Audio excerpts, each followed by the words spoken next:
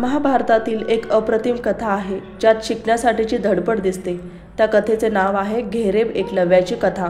एकलव्य निषाद वंशात जन्मलेला होता। तो साध्या कुटुंबात राहणारा, पण त्याच्या मनात एकच स्वप्न होतं।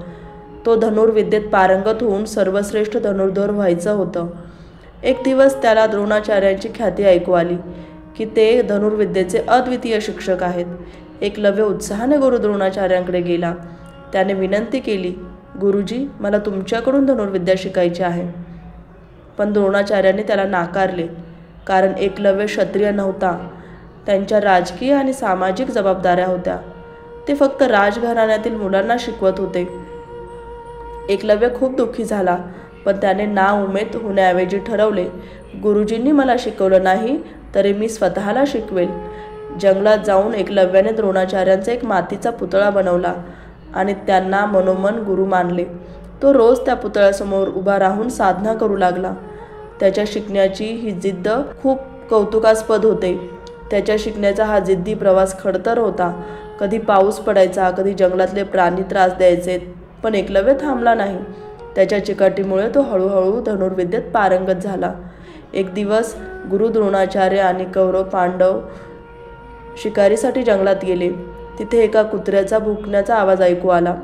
काही वेळातच त्यांनी पाहिले, तो कुत्रा पूर्णपणे बाणांनी भरलेला आहे, पण त्याला इजा झालेली नव्हती। हे बघून अर्जुन आश्चर्यचकित झाला आणि विचारू लागला, अशा प्रकारे बाण मारणारा कोण आहे? द्रोणाचार्यांना हे कौशल्य पाहून अचंबा वाटला। त्यांनी शोध घेतला आणि एकलव्याला पाहिले।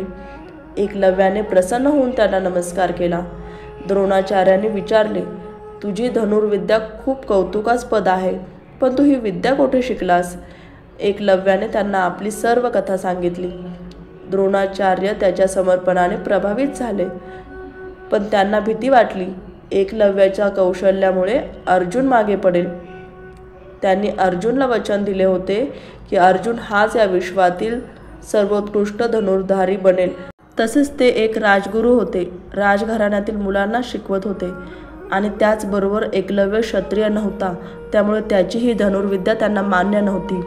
द्रोणाचार्यांनी एकलव्याला विचारले, जर मी तुझा गुरु आहे तर गुरुदक्षिणा म्हणून तू मला काही देणार आहेस का? एकलव्याने नम्रतेने होकार दिला।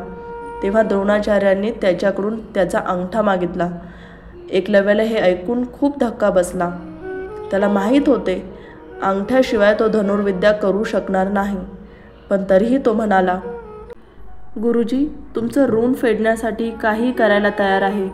एकलव्याने निसंकोचपणे आपला अंगठा कापून द्रोणाचार्यांना अर्पण केला। हे पाहताना द्रोणाचार्यांना खूप वाईट वाटले, पण ते आपल्या जबाबदारीसोबत एकनिष्ठ होते। एकलव्याने गुरुच्या मागणीला नकार न देता आपला अंगठा कापून दान केला। हा त्याग आणि समर्पण आजही आदर्श मानला जातो। एकलव्याची ही कथा आपल्याला शिकवते की मेहनत, जिद्द आणि गुरुविषयी आदर यांची ताकद किती मोठी असते। आजही एकलव्य हा आत्मसमर्पण आणि चिकाटीचा आदर्श मानला जातो। महाभारताच्या काळात अनेक योद्धे, राजे आणि गुरु होऊन गेले, पण एका निषाद मुलाने आपल्या मेहनतीने आणि आत्मविश्वासाने इतिहासात स्वतःचे अढळ स्थान निर्माण केले। त्याचं नाव होते एकलव्य।